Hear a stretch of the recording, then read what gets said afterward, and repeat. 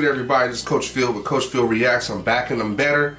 And it's time for Behind the R episode 3. I've been waiting and waiting all day. It's been a rough Wednesday. I kept checking to see when it was going to pop off and when it was going to finally be uploaded. But now it's here and we finally just going to go into it. Now, if you remember from episode 1 and episode 2, it's been a really big slump for them. They did get one win, but they struggled in episode 2 really badly. And now they're trying to figure out, I was trying to figure out, what can they do to win a game? Just one game at a time. That's all we've been talking about, is win one game. Don't look too far ahead, just one game at a time. So, if this is your first time to the channel, run over there, subscribe, hit the notification bell, share out the video, helps the algorithm, and turn on the bell, do all that fun stuff. So, without any further ado, let's just get right into it. Got me a little snack, I'm ready to go.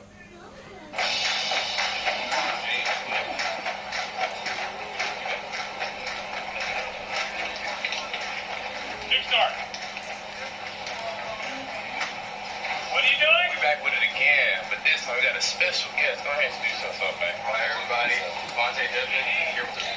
You already knew who that was, though. I'm finna get right back to it, though. That was it. We got an episode. We good? Well, in the office with Berkey, first thing he says is, we're not expecting nothing of you. I'm like, man, I'm just going to be me. That's all I've ever done is just be me. Just enjoy myself, enjoy the game. I'm back with my family. In Edmonton for today's game between the Ottawa Redblacks, 1-8 on the season, and the Edmonton Elks, 3-7 on the season. Could have 3 teams on 8 losses tonight if Ottawa wins, which would put teams like Montreal and Toronto in the crosshairs. It was funny because going into the game and pre-game, warm-ups and everything, they had like a little clip on their big scoreboard that was showing like a highlight of their team and then a low light of our team. And the low light of our team was when I came in for against Calgary. It's like one of the last plays of the game, and I went to throw the football, and the ball slipped out of my hand, and I fumbled, and we recovered. And so they replayed that like every 30 seconds for all the pregame warm-ups and all of before the warm-ups. They just were showing that on the scoreboard like on loop of the ball slipping out of my hands when I was getting sacked. Taco Bell, Taco Bell, Taco Bell, Taco Bell, Taco Bell, Taco Bell, Taco Bell, Taco Bell, Taco Bell, Taco Bell. Jeez. There it is.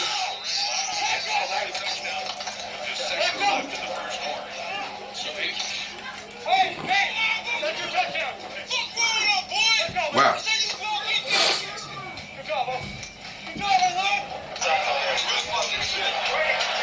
We had a little special play where Nate had a post, and then the guy had a little corner, so I was just reading in between the safety. Wherever he went was the wrong decision, so.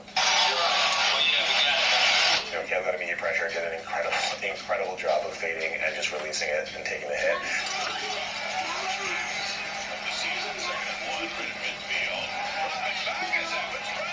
There it is.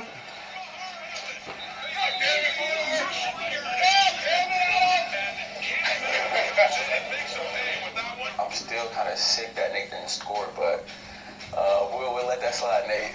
I actually bobbled it, yikes. Bobbled it, might have gotten hit by a linebacker, which is so depressing as well, but could have been 6, should have been 6. Ooh! The previous play they had run the exact same play. I did the exact same formation. So I'm telling Frankie, I'm like, hey, we're going to bait him, so I need you to go outside on the receiver and then come back inside at the last minute. So Frankie's like, all right. So this is that trust that you have in your teammate. That communication. So on him, and then he comes back inside, so he think he has his number 2 receiver open. And I'm on number 3, but I'm not even worried about number 3 because I see his eyes and I know where he's throwing the ball to.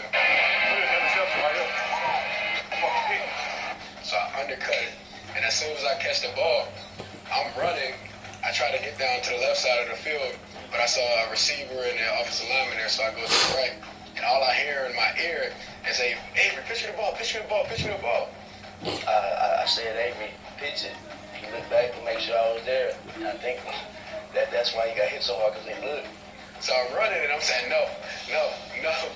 Then I see just a gang of people right here, but I don't see, and I should have seen it, but what I don't see is this big, just 6 foot something, 300 something pound dude running towards me.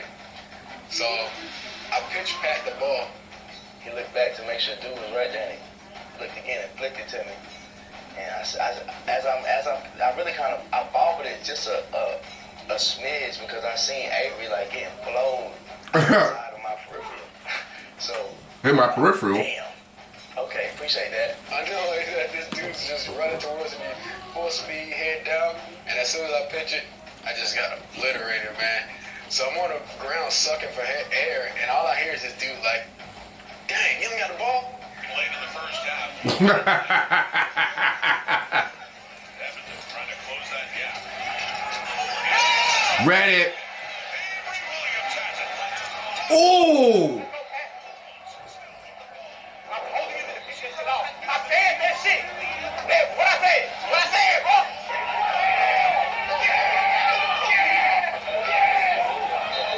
Everybody check on Avery? So I see everybody excited, everybody's having a good time. So after he got off the field, they didn't know I was down, so they ran up to me. Hey, you good, man? You good? I said, no, I'm not good. I'm just gonna lay here for a second. But that was one of the most exciting plays that ever happened to me in my life. It was pretty fun. Hey, we playing football today. We've said it once before. They got a W. And we can say it again. The Ottawa Redblacks win. Just their second victory of 2022. Good enough, man. The main man already. That's right, yeah. I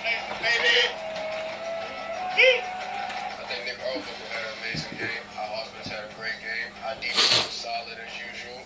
And it's just that confidence that you have in your guys, it just takes it to another level. Think about it, the previous week, we lost to a team that we knew we could beat, and then we went into their house and we beat them. You know, it was probably one of the better feeling wins of my career in terms of, you know, being able to go to a place that traded you away and, you know, benched you or whatever just a month prior. Now you're, you know, there beating them again at home. It honestly started to feel real. Like it was like there's something building here. You know, we had a decent game, and you know, there's some things starting to happen. Like this could maybe be it.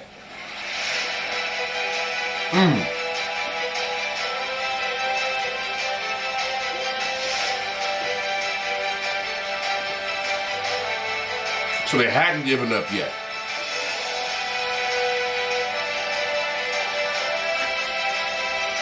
Let's see what happens this episode.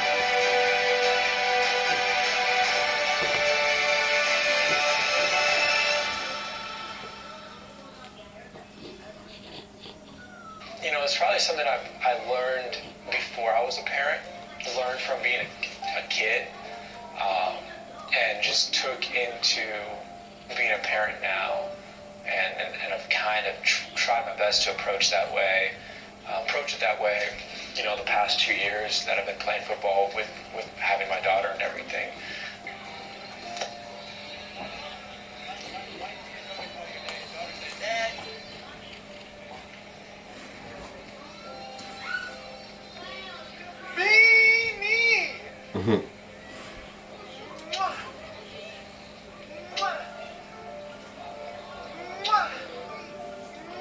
Oh!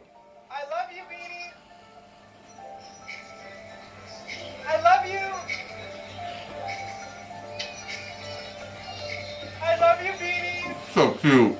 I'll tell you what, you know, over the past few years, it's been very challenging because there's been a lot of ups and downs and being traded, I think, like 2 or 3 times in the past 2 years, and, you know, starting and then being, you know, not starting and starting and not starting and kind of going through the very emotional roller coaster that, you know, undoubtedly affects you when you leave the stadium and you go back home. But I think just over time and, you know, probably this season better than any, and recently I've, you know, been able to more so just really leave everything here, you know, good or bad. You know, my life with, you know, with my wife and daughter is, you know, is different and it's separated, and I'm a different person.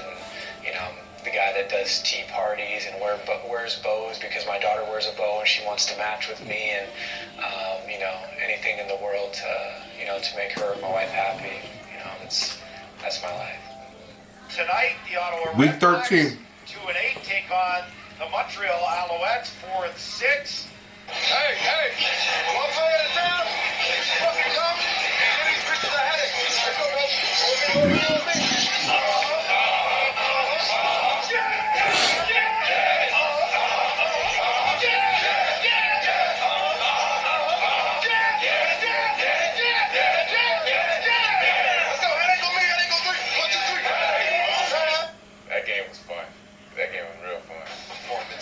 right. 2 straight games for Ayala with a catch of 2 yards or more in the air. They go 4 receivers to the left.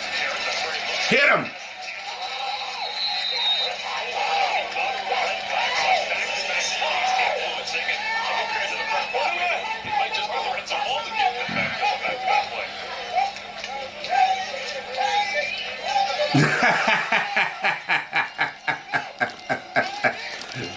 That's great, man. I love that. Are you blocking the quarterback? All right, there you go.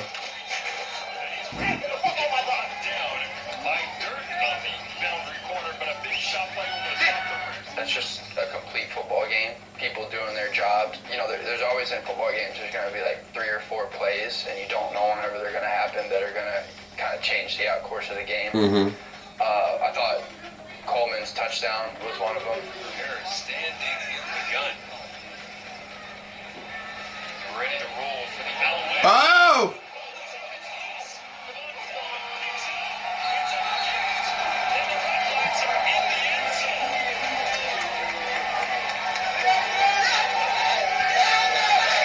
Not bad.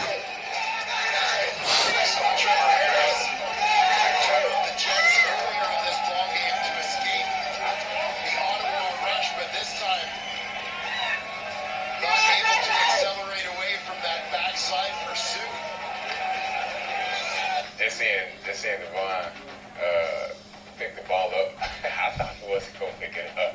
I thought he was going to hit it out of bounds. I was like, no, don't hit it out of bounds, just go. He picked it up and he dove. He said he dove from 5 yards, but it was 3. Mm-hmm.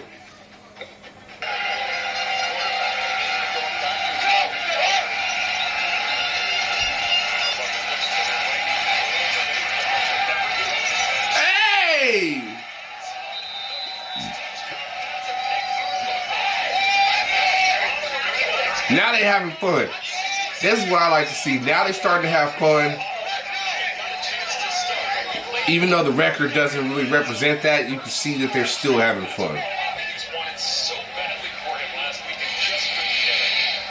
As Nick Arbuckle watches from the sideline as number 5, who was the starter for Ottawa, goes to that wedge, tries the legs, leans forward, touchdown. Teddy.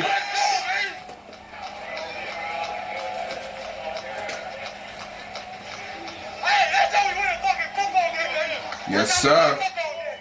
Hey, good job, Goose. Good job, RD. Hey, that's how we win a football game, baby. I love it, dog. Way to fucking fight. Way to fight. All the way right into it. Good job. Good job, baby.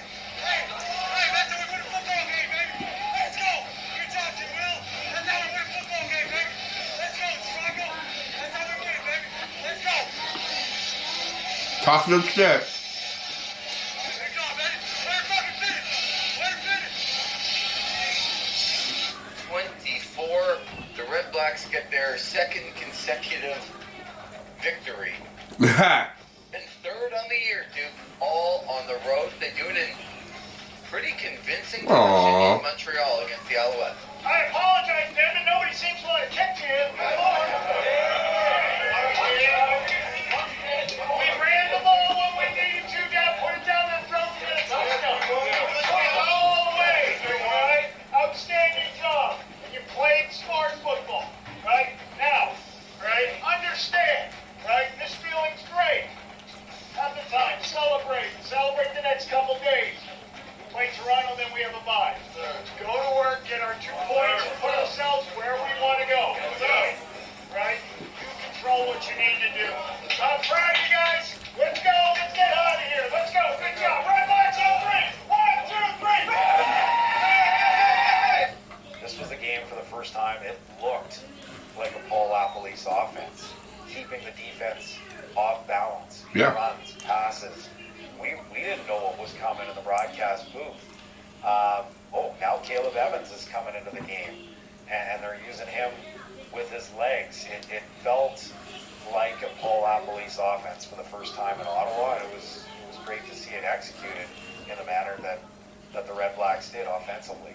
As the Ottawa Red Blacks, 3-8, take on the 6-5 Toronto Argonauts, and at 1-8, you just wanted to see them win a game, Jeff. At 3-8, you just want to see them win a home game. But the wild thing is, if they win a home game, Playoffs are in play. First place is in play. That's how wild the East is. If they can grab a win here today against the East was crazy this season. It was terrible. That game was so. Those two games were unacceptable for me personally, and for us to play like that in front of the city of Ottawa and our fans. We got Xerox left. 50 final. Tailback shoot all one. Ready? Spear. Hey, get under, DA. Get under him.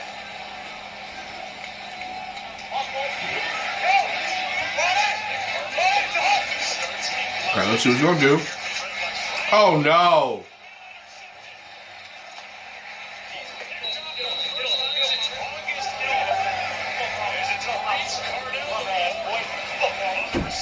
Wow. Tight spiral from Arbuckle, but it lands in the hands of an all-white uniform. What's happening?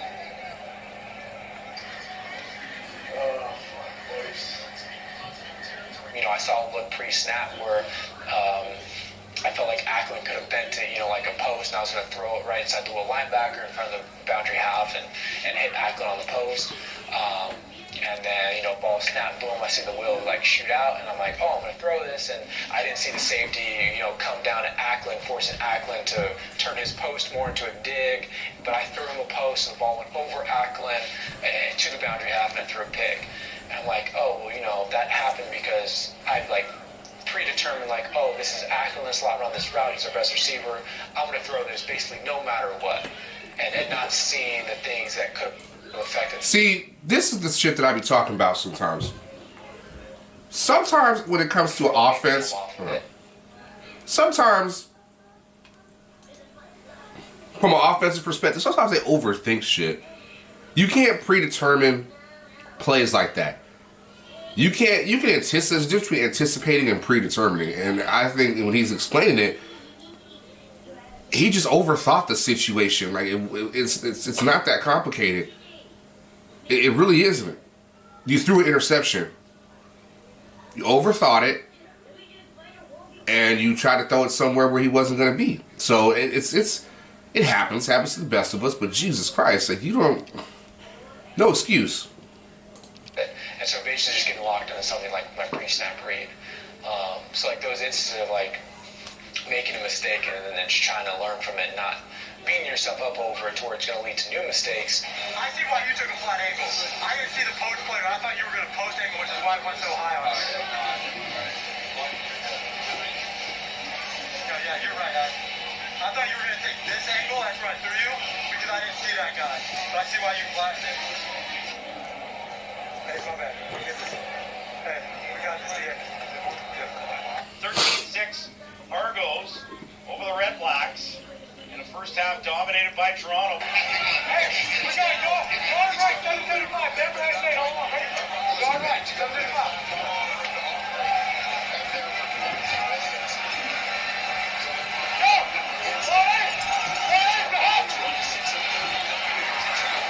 Uh-oh. Oh, no!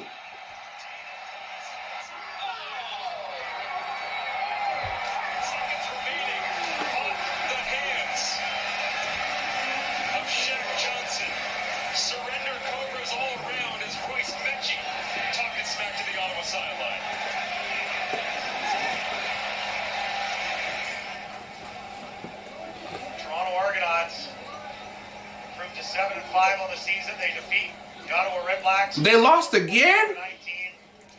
3-9 in 2022, but all three of those wins coming away from home, as we hear from the man who reached 1,000 yards receiving on the season, Jalen Ackland, in conversation with our Steve Bunda. Jalen, another close loss. How does this feel? It feels terrible.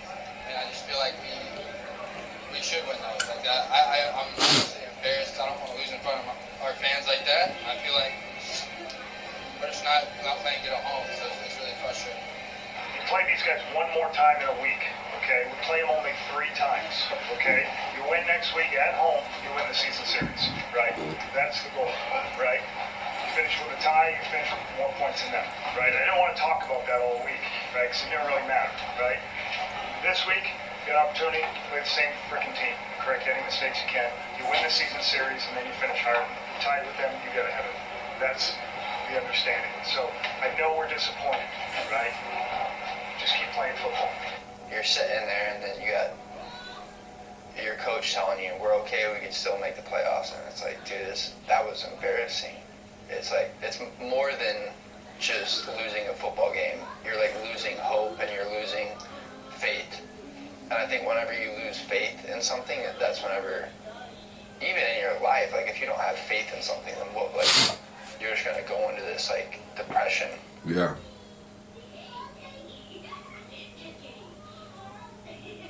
I fucking hate Toronto. Give me 60 plays of all you got. 60 plays of all you got. Let's go. Fuck Toronto. Fuck that man.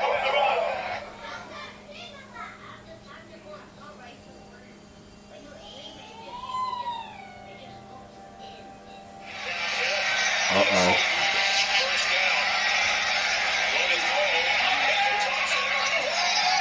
Wow.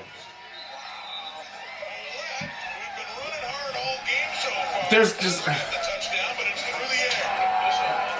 These plays that they be giving up are absolutely makeable plays to work in their advantage, and yet they somehow fumble it. I don't understand. They're not even bend, don't break. They're just like, fuck. They get into an adverse situation and they just fuck it up. Come on. And everybody talk too damn much. Everybody got something to say. Everybody got a reason. Motherfucker, play. If I hear the head coach give one more speech, I swear to God, I'm gonna punch a hole in my monitor. Like, that's how fed up I am at this point. It's the same message over and over and over, and I feel you, but damn.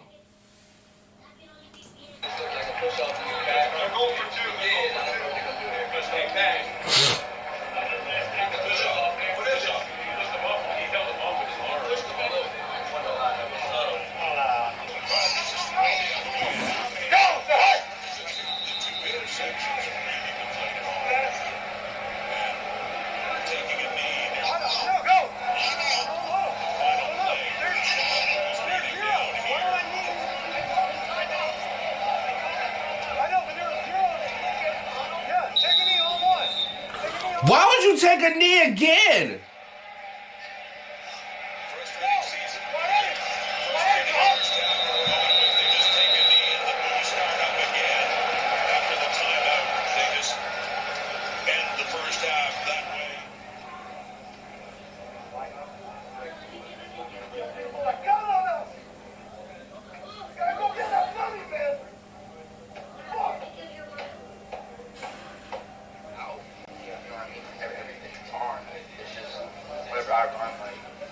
I ran 4 bellows and then,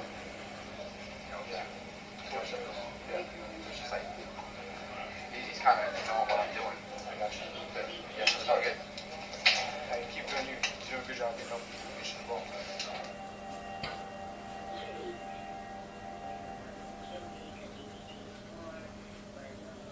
So they putting Caleb in?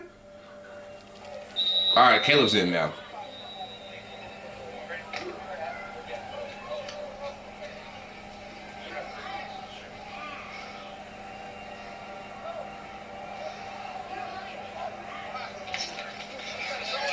Oh my God.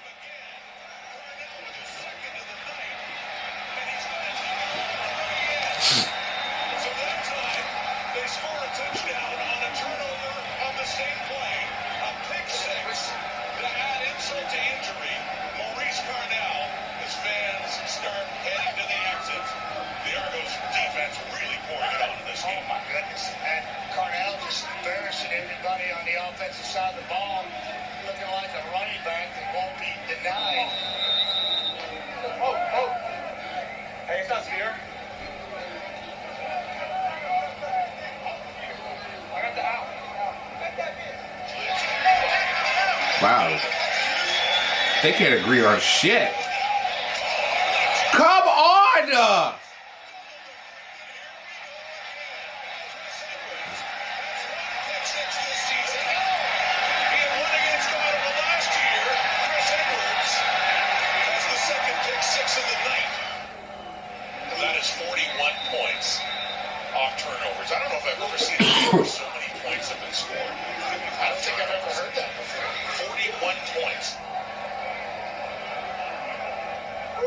play. What is that place to be? They came in and fucking coach here. What do you mean? What? Ivan Haas. Miscommunication. How can we have 3-man contest here? I'm the Haas guy. 8th lap, coach here. 50 Haas. It says Haas on our call sheet. It's things like that that frustrate players and frustrate coaches, where there's lack of communication, and when coaches can't relay the play call correctly into the quarterback, especially when you're losing. Nothing hurts more than when you're losing and you can't even get the play right, which then leads to a turnover, which then leads to a pick six. You know what I mean? Like that it doesn't get any worse than that. So I don't know. I don't know what to think. I'm baffled right now. I'm baffled.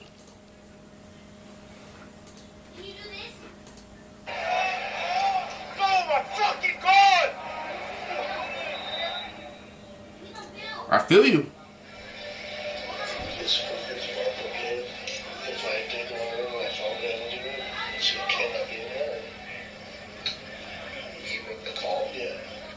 Part of my management discussions with upper management, we started talking about it probably in the August months, of pros and cons of considering it and what it would mean to the organization. And I was honest that I thought Paul gave us the best chance to win football games.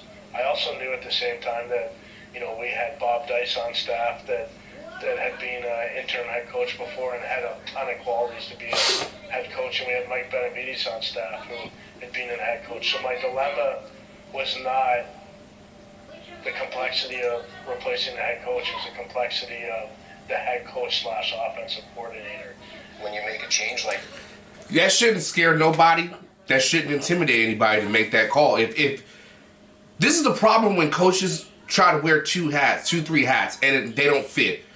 If you can't delegate, you just can't micromanage one side of the ball and be the head coach, because it's not fair. At the end of the day, if you're the head coach, be the head coach. Trust that someone can run your offense the way you want it to be ran, and trust somebody to run the defense, somebody to run the special teams. You can't run every damn thing. Do you understand what I'm saying, y'all? Like, you can't. If any of y'all that are subscribed to the channel or watching this video, if you want to get into coaching, find a specialty, and if you want to be a head coach, you got to delegate.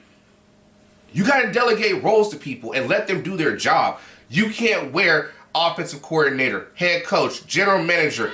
You can't do that. You are going to go crazy. You're not going to make everybody happy doing that. It's going to piss people off, and you're not going to be successful. There's not a lot of guys who can be a coordinator and the head coach and be successful. It's not possible. I'm just saying.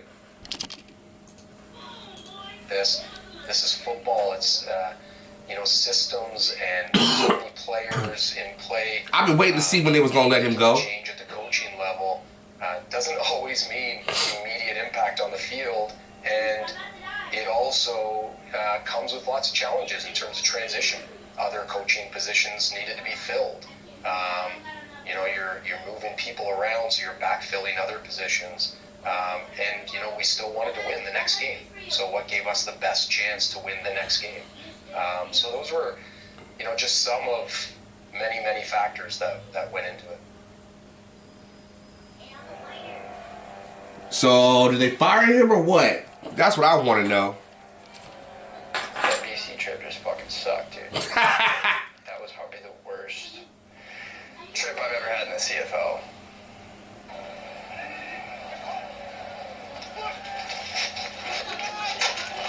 Oh, God.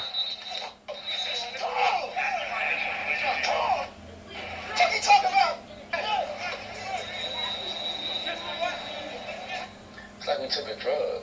We went on a high for like a couple weeks. And then once we came down and realized that was not who we were. Now we back to regular life, and we feeling real fun. That false. Hold on. gonna play this back. He made a valid point. I want y'all to hear this. It's like we took a drug. We went on a high for like a couple weeks. And then once we came down, we realized that was not who we were. And now we're back to regular life. And we're feeling real bummy. And it's like, we bums. Like, that is the realest shit I've heard on this fucking docuseries. He was honest about it. He told the truth. We ain't shit. We suck. Like, just be honest with yourselves. And that's the first step. We fucking suck. Fuck all the fake shit that coaches try to sit there and put in your head. Fuck all that fake shit that players try to sit there and do. Fucking suck. You fucking suck. And that's what it is. And once you accept that truth, you can move forward as a team and become successful. Because then you'll be able to see the reality that the error of your ways of what you're doing is wrong. We need to fix what we're doing. Oh my God, this is real as it gets, man. Thank you, Patrick Levels. Woo! you're sitting there looking in the mirror like, you know what? I'm tired of lying to myself saying next week's gonna be better when it's truly not. Thank you.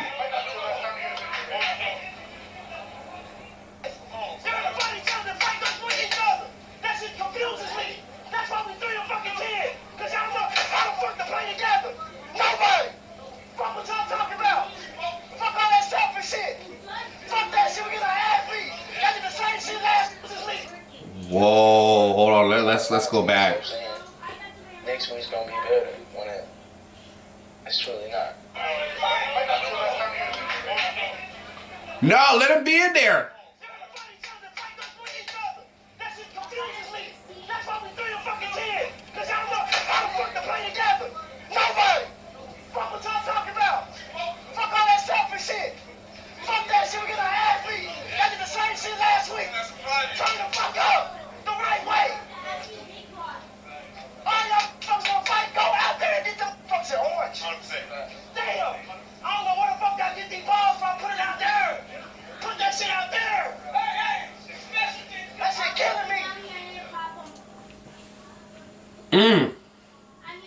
Y'all wanted reality. Everybody wanted to suspect what goes on in the locker room. That's real.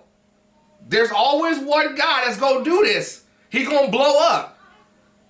And it's either going to make or break the team in the second half of the game. He going to snap on him. He going to beat his head against the locker. I've seen that shit. He's going to cuss everybody out. You might have to squabble it out. But at the end of the day, it's what it is. It's what it is. We going to fight about it. We going to cuss each other out. Because we love each other, and it's just man, it's man shit. It's what happens.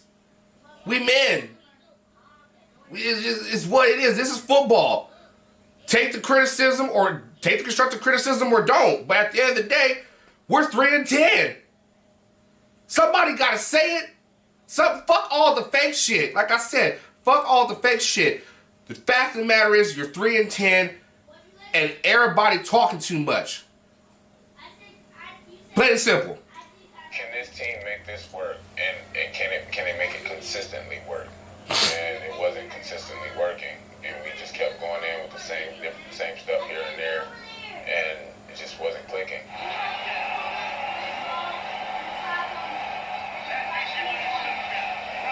I always think that we as a team could dig our way out of whatever we were in. We just had to find some answers. And at that point, I was just like, what the fuck are we doing? The Ottawa Redblacks, it's another loss. Hey, they've won 3 in a row on the road, but that streak is over. 3-11 on the season in Montreal next Monday, trying to keep their very faint playoff hopes mathematically intact. Ain't no way. First and foremost, obviously Saturday wasn't an easy day, but I felt it was needed what we needed to do to move forward as an organization. To Coach Laplace, can't say enough about him. From the second I took on this job, it was a true partnership, which is all you can ask out of a GM head coach relationship. Outstanding person, good football coach.